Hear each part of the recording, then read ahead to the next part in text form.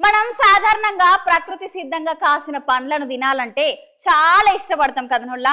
కొందరైతే కొన్ని పండ్లకు చాలా పానం పెడతారు. వాటిని చూసినా వాటి నుంచి వచ్చే కమ్మటి వాసనలు పీల్చుకున్నా వాళ్ళ పానం అది తినేదాకా ఊకోదు. మామూలుగా పండ్లు ఎంత సైజులో ఉంటాయి చెప్పుండ్రి? అరచేతి అంత సైజులో ఉంటాయి కదా. మహా అయితే పుచ్చకాయ అయితే కొంచెం పెద్దగా ఉంటది. కానీ దగ్గర 90 కిలోలు ఉన్న పండును ఎప్పుడైనా చూసిన రావులా? వామ్మో, గా పండును చూస్తే నాకైతే కండ్లు తిరిగినాయి. మీరు చూస్తే ఏమంటారో ఇక ఓసారి చూడుండ్రి.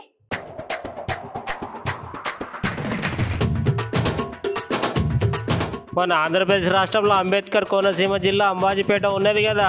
జక్కనైతే ఒక పనస పండు అందరి దృష్టిని ఆకర్షిస్తుందో.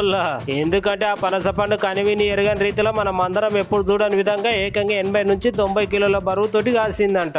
సేమ్ గా బాహుబలి సినిమాలో ప్రభాస్ ఎట్లుంటాడో ఈ పండు కూడా చూసేదానికి అచ్చం బాహుబలి పనస పండు లెక్కనే ఉన్నది. ఈ పనస పండు పి గనవరం లంకలో ఉండే పనస చెట్టు నుంచి పనస పండు తెచ్చినామని అక్కడ పళ్ళ ముక్కునేటి వ్యాపారి చెప్తాడు. అసలు పనస పండు 25 కేజీల నుంచి 30 కేజీల వరకు బరువు పెరుగుతాయి. కానీ ఈ పండు వాటన్నిటికంటే భిన్నంగా ఇంత భారీ ఆకారంగా ఇంత బరువుతో ఉండడం నేను మొదటిసారి చూస్తున్నానని చెప్పింది. మేము గత 30 ఏళ్ళుగా పండ్ల వ్యాపారం చేస్తున్నామని, కాకపోతే ఇంత భారీ పనస పండును మేమైతే ఎప్పుడు చూడలేదని పళ్ళ అమ్ముకున్న వ్యాపారి చెప్తున్నాడు.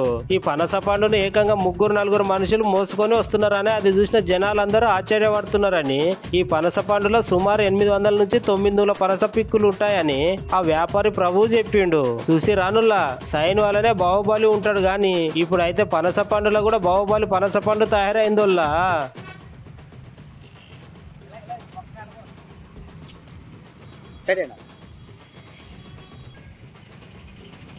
ఎప్పుడు నుంచి చేస్తాను వ్యాపారం అలాగే?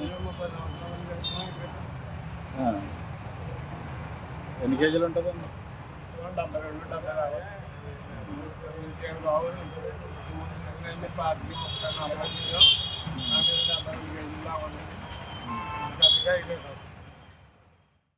ఫస్ట్ చేపలు చేస్తాం 30-20 సంవత్సరాల నుంచి. 20 సంవత్సరాలు చేసిన 50 కేజీల లోపల కాయ చూసాం కానీ పెద్ద కాయ చూడలేదు. అది ఇప్పుడైతే 75 కేజీల నుంచి 80 కేజీల లోపల వస్తుంది సార్. దాన్ని తెల్లవారు లాగా నోట్లయి కొండ దాంట్లో చేస్తా పక్కన